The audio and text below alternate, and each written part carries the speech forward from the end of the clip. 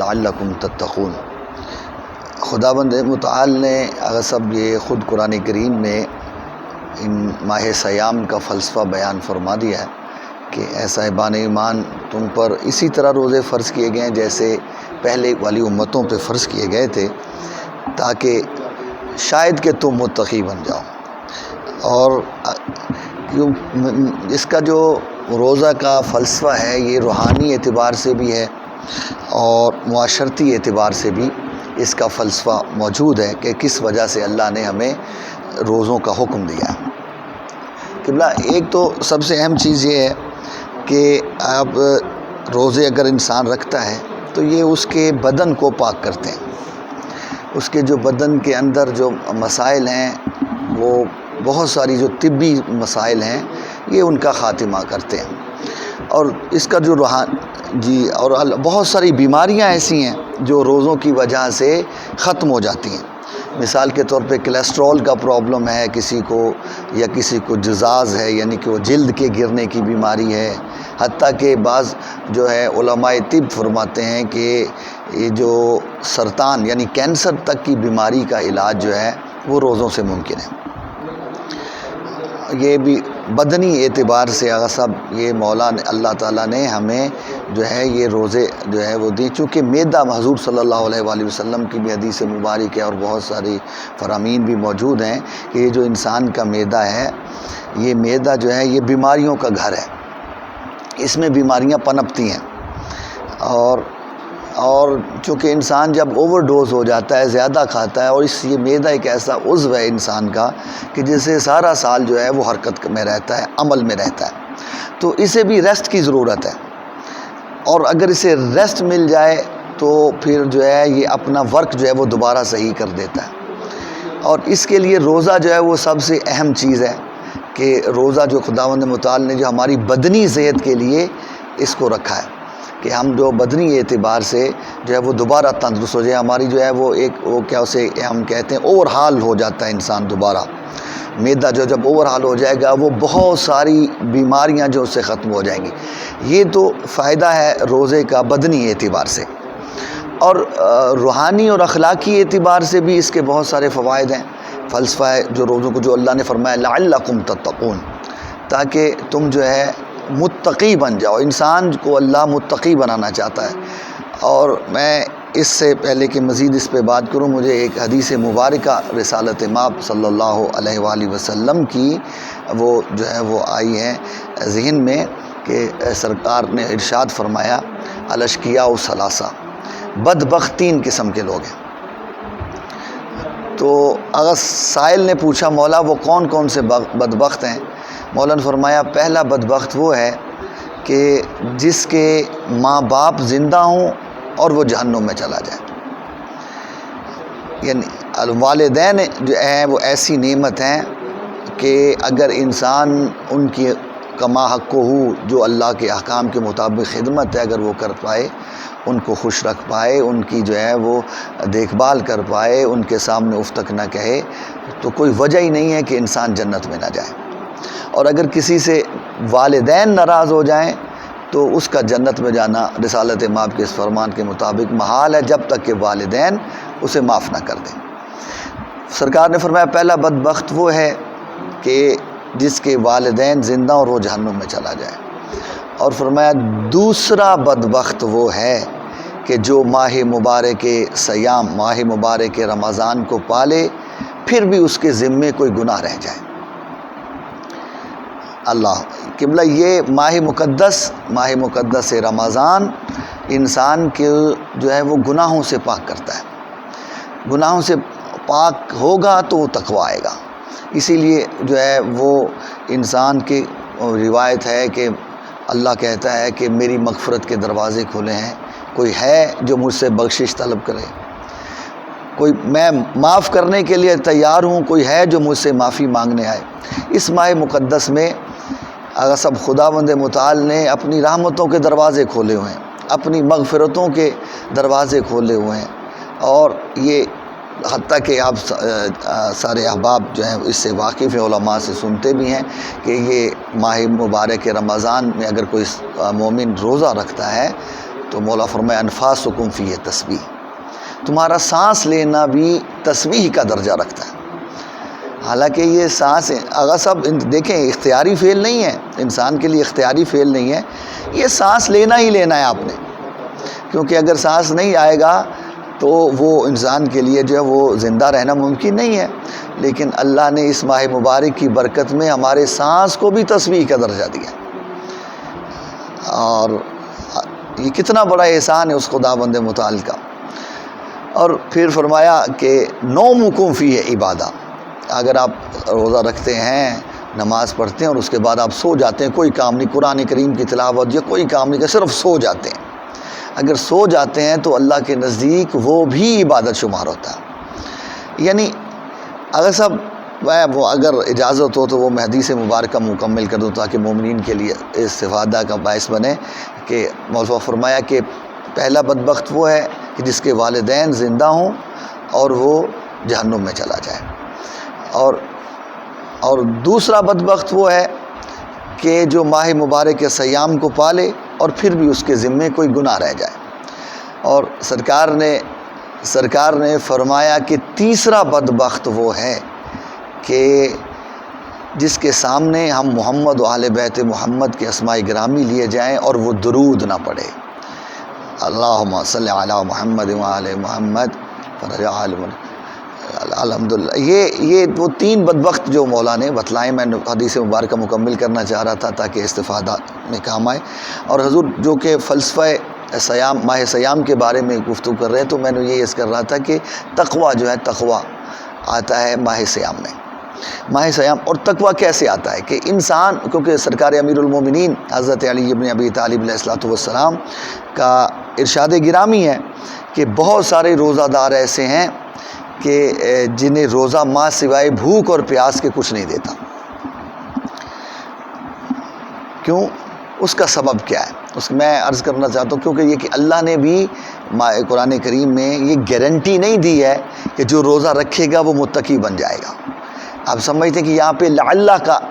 لفظ استعمال ہوا ہے، اور لعل ترجی کے لیے آتا ہے، یعنی شاید کہ تم متقی بن جاؤ۔ اگر روزہ رکھتے ہیں تو شاید تم متقی بن جاؤ، ضروری نہیں کہ ہر روزہ رکھنے والا متقی بن جائے۔ کیوں؟ اس لیے کہ اگر روزہ خداوند متعال کے احکام کے مطابق نہیں رکھا گیا تو وہ یقیناً تقویٰ نہیں لے کے آئے گا، ٹھیک ہے؟ اور وہ اس کے لیے صرف کھانے پینے سے امساک رکنا ضروری نہیں۔ اگر کھانے پینے سے انسان رکتا ہے تو اس کے وہ بدنی فوائد اسے حاصل ہو گئے، جو میں نے پہلے عرض کیا کہ طبی فوائد جو ہیں وہ اسے مل سکتے ہیں، اور وہ بھی اس صورت میں کہ آپ جانتے ہیں کہ روایات میں ہمیں سحر اور افطار کے وقت جو ہے وہ پرخوری سے منع کیا گیا کہ زیادہ جو ہے وہ اوور ہو کے نہ کھائیں، مناسب کھائیں گے، جس سے وہ بدن کو وہ بھوک اور پیاس دن میں محسوس ہونی چاہیے۔ اگر وہ دن میں بھوک اور پیاس محسوس نہیں ہوتی تو اس کے طبی فوائد بھی کما حقوق حاصل نہیں ہوتے روزہ کے۔ اور اسی طرح صرف کھانے پینے سے امساک کا نام ہی روزہ نہیں ہے، بلکہ بدن کے ہر عضو کا حکم خدا کے مطابق استعمال، یہ روزہ ہے۔ مثلا آنکھیں ہیں تو وہ گناہ سے پاک رہیں، اور جو ہے زبان ہے وہ گناہ سے پاک رہے، آپ کے اعضاء و جوارح جتنے بھی ہیں وہ حکم خدا کے تابع ہوں۔ اگر حکم خدا کے تابع ہوں گے تو پھر وہ آپ میں تقویٰ یہ آٹومیٹکلی آ جائے گا۔ جب آٹومیٹکلی تقویٰ آ جائے گا تو اس کا مطلب یہ ہے کہ وہ روزہ کا جو فلسفہ ہے وہ آپ کو حاصل ہو گیا، کہ جس مقصد کے لیے اللہ نے روزہ فرض کیا تھا وہ جو ہے وہ آپ کو مقصد حاصل ہو گیا، وہ تقویٰ ہے۔ اور یہ بھی کہا جاتا ہے کہ یہ ماہ مبارک رمضان ایک ورک شاپ ہے کہ جس میں آ کے انسان جو ہے وہ اوور ہال ہوتا ہے، اوور ہال ایک دفعہ ہو جائے، دوبارہ اس کی جو ہے وہ مینٹیننس اگر ہو جاتی ہے تو اس کے بعد 11 ماہ جو باقی ہیں اس میں بھی اسے کوشش کرنی چاہیے کہ وہ اسی طرح وہ یہی سمجھے کہ جیسے ماہ مبارک میں میں زندگی گزاری ہے، اسی طرح باقی ایام میں بھی زندگی گزاروں، گناہوں سے بچتا رہوں، غیبت سے بچتا رہوں، جھوٹ سے بچتا رہوں، محارم کا خیال رکھوں، جو ہے وہ واجبات کو ادا کروں، تو حقیقت میں یہی تقویٰ ہے۔ اور ماہ مبارک جو ہے آغا صاحب وہ یہی چیز جو ہے وہ ہمیں سکھانا چاہتا ہے کو تقویٰ. اور آغا صاحب اس میں جو ایک اہم بات عرض کرنا چاہ رہا ہوں، روزے کا فلسفہ جو ہے وہ اخلاقی پہلو جو ہے اس کا، روزے کے وجوب کا جو اخلاقی پہلو ہے کہ امیر اور غریب میں فرق ختم کیا جائے. جی، امیر جو ہے وہ سارا سال اپنی خواہش کا کھاتا ہے، جب چاہے کھاتا ہے. لیکن جو غریب ہے، غریب جو ہے وہ صبر کرتا ہے. اسے مل جائے تو کھا لیتا ہے، نہ ملے تو اسے صبر کرتا ہے. اللہ نے یہ امارت اور غربت کا جو ہے وہ فرق کا احساس دلایا ہے امیر شخص کو، کہ جو تیرے پاس 24 گھنٹے کھانے کے لیے موجود ہے، سوچ جب کھانے کے لیے نہیں ملتا تو تجھ پہ کیسی کیفیت طاری ہوتی ہے. ٹھیک ہے،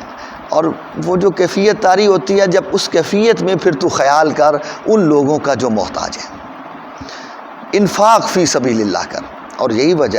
وجہ ہے کہ میں نے عرض کیا کہ متقی بنتا ہے روزے سے. اور متقی کی جو نشانی اللہ نے قرآن کریم میں بتلائی ہے کہ متقی کون ہوتے ہیں، سورہ بقرہ میں آپ اٹھا کے دیکھیں کہ وَمِمَّا رَزَقْنَاهُمْ يُنْفِقُونَ، کہ جو ہم نے انہیں رزق دیا ہے اسے وہ راہ خدا میں انفاق کرتے ہیں، ان کو خرچ کرتے ہیں.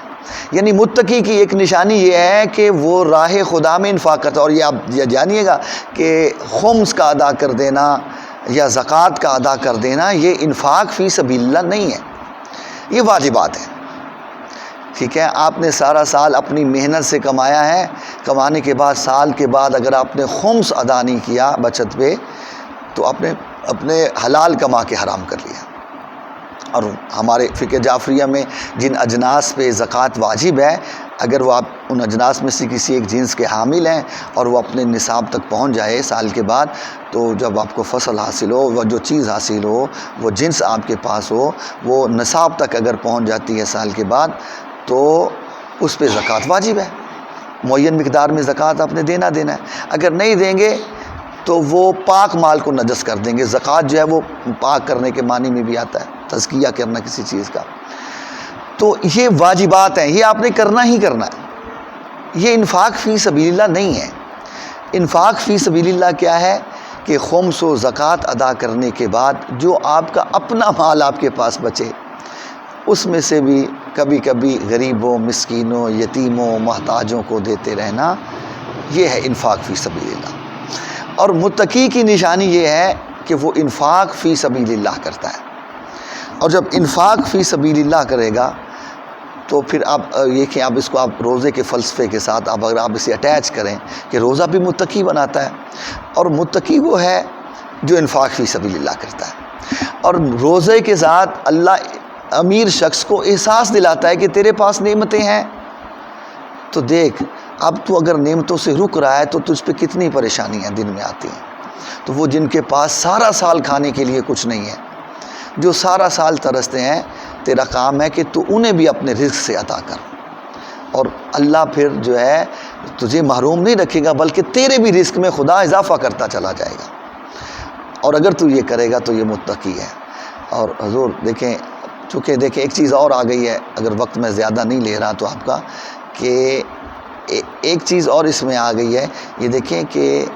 انسان، یہ روزے جو ہے انسان کے بدن پہ کیسے کام کرتا ہے. مثال کے طور پہ جو درخت کی مانند ہے انسان کا جسم، کہ وہ درخت کہ جو کسی چشمے کے کنارے ہو، جو کسی جو ہے وہ دریا کے کنارے ہو، کسی نہر کے کنارے ہو، وہ 24 گھنٹے جو ہے وہ پانی سے سیراب ہو رہا ہے. ٹھیک ہے، جب سیراب ہو رہا ہے تو اس میں موسم کی سختیاں برداشت کرنے کی قوت نہیں ہے. جی، اس پہ اگر اس سے وہ پانی کچھ دیر کے لیے، کچھ عرصے کے لیے وہ نہر خشک ہو جائے تو وہ مثلا سال 1.5 سال اگر وہ نہر خشک رہتی ہے تو وہ زیادہ دن پانی کے بغیر وہ درخت جو ہے نمو نہیں پا سکتا اور وہ اپنے وجود کو برقرار نہیں رکھ سکتا. اس کے مقابلے میں وہ درخت جو چٹیل میدانوں میں ہیں، وہ جو سنگلاخ پہاڑوں میں درخت ہیں، ان میں ریزسٹنس زیادہ ہے، ان میں قوت مدافعت زیادہ ہے، وہ زیادہ حالات سے لڑ کے خود کو زندہ رہنے کی کوشش کرتے ہیں. اسی طرح جو سیر انسان ہے، جو سیراب شدہ انسان ہے، اس کے اندر قوت مدافعت کم ہے. لیکن جب وہ روزہ رکھتا ہے یہ روزہ اس کی قوت مدافعت کو بوسٹ کرتا ہے، ٹھیک ہے، اس کے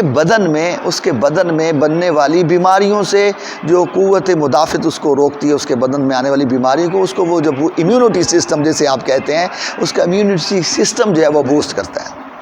جب امیونٹی سسٹم بوسٹ ہوگا تو وہ بہت ساری بیماریوں سے محفوظ ہو جائے گا، بہت ساری بیماریوں سے بچ جائے گا۔ تو روزہ جو ہے وہ بدن انسانی کو اس حساب سے بھی محفوظ رکھتا ہے، اس کے جو وہ بدن انسانی کو جو ہے وہ محفوظ رکھتا ہے کہ سسٹم اس کا جب بوسٹ کرتا ہے تو وہ اس کی صحت جو ہے وہ برقرار رہے گی، اس کی صحت باقی رہے گی، یعنی اس کے بدن کے نظام کے لیے بھی تقویٰ ہے،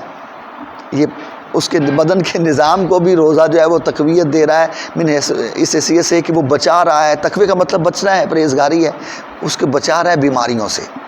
اور روحانی اعتبار سے اسے بچا رہا ہے روزہ گناہ سے، اور اخلاقی اعتبار سے اسے احساس دلا رہا ہے دوسرے مومنین کا کہ جو محتاج ہیں، جن کے گھر میں کھانے کے لیے قوت مہیا نہیں ہے، جو مساکین ہیں، ان کا آپ خیال کرو گے تو وہ تمہارے لیے جو ہے وہ یقیناً تقوی کا باعث ہے۔ یہی وجہ ہے کہ اللہ نے مومنین پہ روزے کو فرض کیا گیا، یہ ہے فلسفہ روزے کا۔ جی بسم اللہ آغا جی، یقیناً ماہ مبارک رمضان میں ہر عمل اپنی اہمیت رکھتا ہے، اور ہر عمل کی اہمیت کئی گنا زیادہ بڑھ جاتی ہے، بلکہ اس کا اجر و ثواب بھی کئی گنا زیادہ بڑھ جاتا ہے۔ مثال کے طور پہ خود قرآن کریم کی تلاوت ہے، خود قرآن کریم جو ہے، چونکہ یہ ماہ مبارک سیام ایسا ماہ ہے کہ جس میں قرآن نازل ہوا ہے، اِنَّا أَنزَلْنَاهُ فِي لَيْلَةِ الْقَدْرِ، اللہ فرماتے ہیں کہ ہم نے قرآن کریم کو شب قدر میں نازل فرمایا، اور آپ جانتے ہیں کہ شب قدر جو ہے وہ ماہ مبارک میں ہے، اور اہل سنت بھائیوں کے ہاں جو ہے وہ آخری عشرے کی رات، تمام راتوں میں کوئی ایک جو ہے وہ شب قدر ہے، لیکن ہم اہل بیت کے مکتب سے جو تعلق رکھتے ہیں، ہمارے ہاں معصوم کا فرمان موجود ہے کہ 19، 21 اور 23 ان 3 راتوں میں شب قدر کو آپ تلاش کریں، اور یہ 3 راتوں میں سے ایک رات جو ہے وہ یقیناً شب قدر ہے۔ اور کیونکہ معصوم سے پوچھا گیا کہ مولا رات تو ایک ہے، آپ 3 راتوں کا کیوں فرما رہے ہیں؟ شب قدر تو ایک رات ہے، لیلۃ القدر ایک ہے، آپ 19، 21 اور 23 3 راتوں کا فرما رہے ہیں، تو مولا شب قدر تو ایک ہے۔ تو مولا نے ایک جملہ ارشاد فرمایا ہم جانتے ہیں کہ شب قدر ایک ہے، لیکن ہم نے آپ کو 3 راتوں کا اس لیے فرمایا ہے تاکہ ہم چاہتے ہیں کہ ہمارے شیعہ زیادہ سے زیادہ اللہ کی عبادت کر کے اللہ کے زیادہ سے زیادہ قریب ہو جائیں، اس لیے ہم نے آپ کو 3 راتوں کا بتایا ہے، ورنہ شب قدر ایک ہے۔ تو اس سے ایک تو پہلو یہ نکلتا ہے کہ جو ہے اس کی ہر رات کی جو ہے وہ عبادت، ہر دن کا روزہ خود ایک عبادت ہے، خود ہر رات کی عبادت جو ہے وہ اہمیت رکھتی ہے ماہ مبارک میں، کہ جتنی آپ عبادت کریں گے اتنے ہی زیادہ آپ اللہ کے قریب ہو جائیں گے، ٹھیک ہو گیا۔ اور شب قدر کے حوالے سے جس سائل نے پوچھا مولا 3 راتوں میں سے ایک رات شب قدر ہے، تو آپ نے ہمیں 3 کو ہم نے فرمایا کہ اس لیے کہ تم زیادہ سے زیادہ اللہ کے قریب ہو جاؤ۔ تو اس نے سائل جو تھا وہ بڑا زیرک تھا، تو اس نے کہا کہ مولا کہ چلیں یہ تو ہمیں سمجھ میں آ گئی کہ آپ نے ہمیں 3 راتوں کا اس لیے فرمایا ہے کہ ہم زیادہ سے زیادہ عبادت کریں اور اللہ کے زیادہ سے زیادہ قریب ہو جائیں، مولا یہ چلے ہمیں نہیں پتہ چلتا کہ 19 کی رات شب قدر ہے، 21 کی رات شب قدر ہے، یا 23 کی رات شب قدر ہے، مولا کیا آپ کو بھی پتہ نہیں چلتا کہ کون سی رات شب قدر ہے؟ تو مسکرا پڑے، مسکرا کے فرماتے ہیں کیف لا نعرف والملائکۃ یطوفون بنا ھذہ اللیلہ، ہمیں کیسے پتہ نہ چلے کہ کون سی رات شب قدر ہے، اس رات تو ملائکہ ہمارا طواف کیا کرتے ہیں، یعنی آل محمد صاحب امر کے پاس امر لے کے جب آتے ہیں تو یقیناً یہ آل محمد علیہ الصلوۃ والسلام کے اقتدار کی رات ہے جو شب قدر اللہ نے انہیں عطا فرمایا۔ قبلہ جو میں گزارش کرنا چاہ رہا تھا کہ اس ماہ مبارک کا ہر لمحہ جو ہے وہ آپ کے لیے عبادت ہے، اور جو آپ ایکسٹرا روزہ رکھنا چونکہ عبادت ہے، اس کے علاوہ جو آپ عبادت کریں گے وہ اس کا ہر عبادت کا کئی گنا زیادہ ثواب ہے۔ مثال کے طور پہ آپ قرآن کریم پڑھتے ہیں، رمضان المبارک کے علاوہ عام حالت میں پڑھتے ہیں، تو ایک آیت جو ہے وہ ایک نیکی رکھتی ہے، ثواب رکھتی ہے، ٹھیک ہے، اور ایک آیت پڑھنے کا ایک آیت پڑھنے کا ثواب ہے، یعنی ایک نیکی رکھتی ہے۔ وہی آیت اگر آپ حالت صلاۃ میں پڑھیں گے تو وہ 10 گنا بڑھ جائے گا اس کا اجر و ثواب، ٹھیک ہے۔ اور وہی ایک آیت مبارکہ اگر آپ ماہ مبارک کے صیام میں پڑھیں گے تو ایک آیت ایک پورے قرآن کریم پڑھنے کا اجر و ثواب رکھتی ہے۔ یعنی اتنی اہمیت ہے قرآن کریم کی آیات کی تلاوت کی، جتنا آپ زیادہ سے زیادہ قرآن پڑھیں گے اتنا زیادہ سے زیادہ جو ہے آپ کو ہر آیت کے بدلے میں پورے قرآن کریم کی عبادت کا جو ہے تلاوت کا اجر ملے گا۔ اور مزے کی بات یہ ہے آغا صاحب، خداوند متعال نے قرآن کریم میں سنگل حرف کو بھی آیت بنا دیا، صرف ایک حرف، مثلا آپ حروف مقطعات دیکھیں،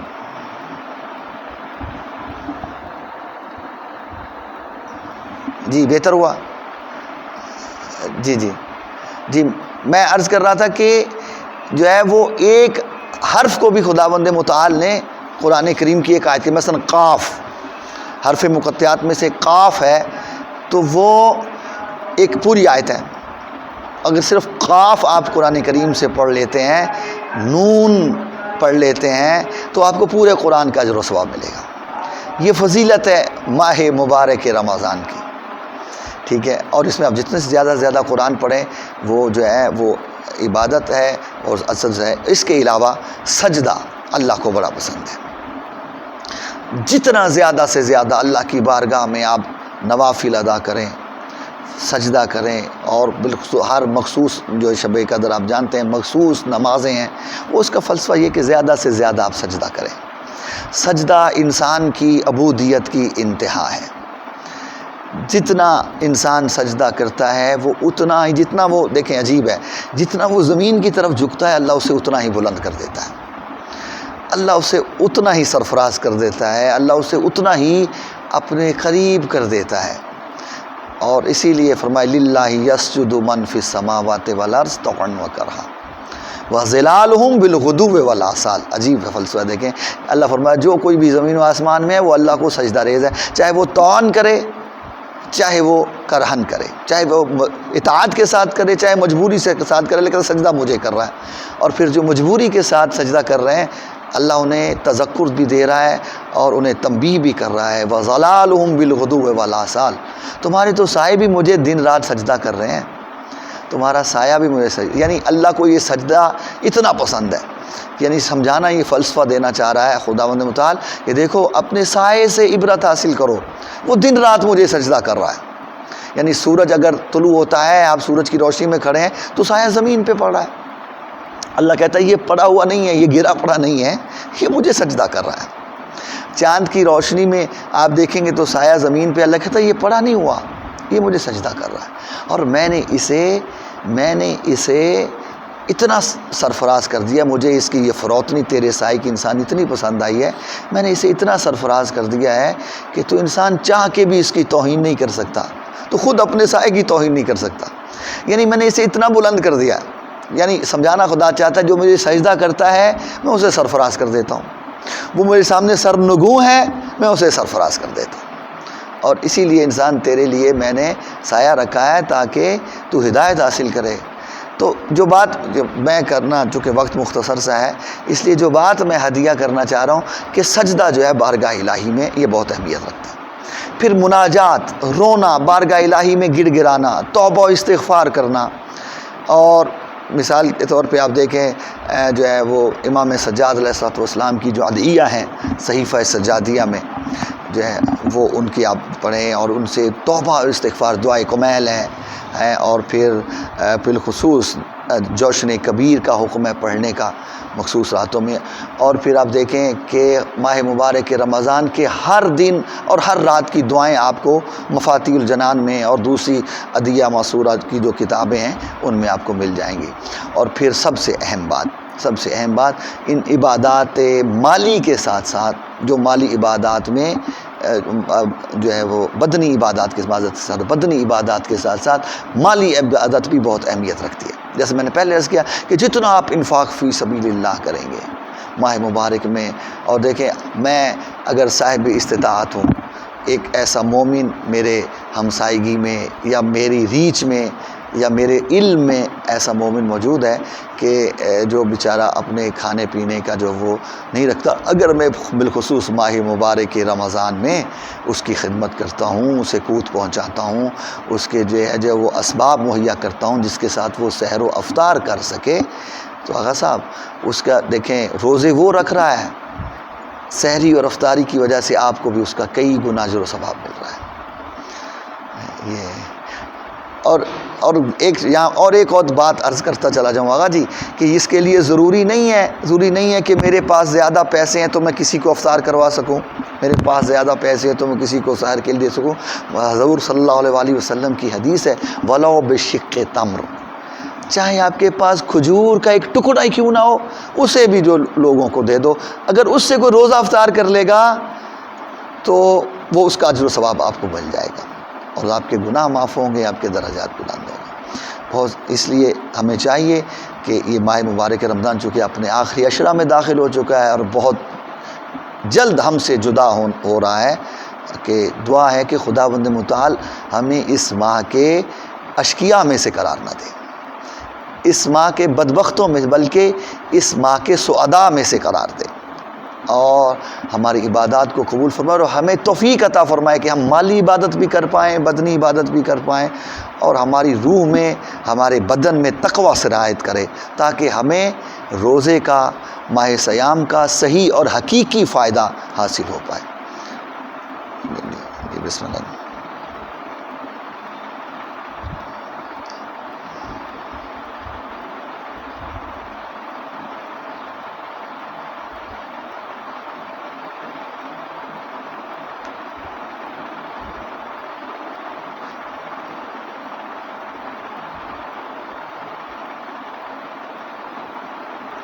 مولا آپ سب کی توفیقات خیر میں اضافہ فرمائے، اور جو آپ نے یہ اہم اور مقدس فریضہ، میں فریضہ ہی کہوں گا، آپ نے اپنے ذمے لیا ہوا ہے، مولا آپ کی جو ہے وہ اس میں آپ کی معاونت فرمائے اور اس کو قبول بھی فرمائے، اور یقیناً آپ جوار معصوم میں تشریف فرمائیں. ہمارے لیے بھی دعا کیجیے گا، اور ہماری طرف سے بھی یقیناً آپ محبوب زیارہ بھی ہوں گے، اور ہمارے دوست احباب کی طرف سے، اور دعا ہے کہ جتنے بھی مومنین مومنات مرحوم ہیں ان کے مولا درجات بلند فرمائے. اور بالخصوص ایک خصوصی دعا ہے کہ جتنے بھی مومنین مومنات ارجائے عالم میں بیمار ہیں، سید الشہداء کے صدقہ میں مولا ان سب کو صحت کاملہ عاجلہ عطا فرمائے. اور السلام علیکم ورحمۃ اللہ وبرکاتہ. السلام علی الحسین وعلی علی ابن الحسین وعلی اولاد الحسین وعلی اصحاب الحسین. السلام علیکم ورحمۃ اللہ وبرکاتہ.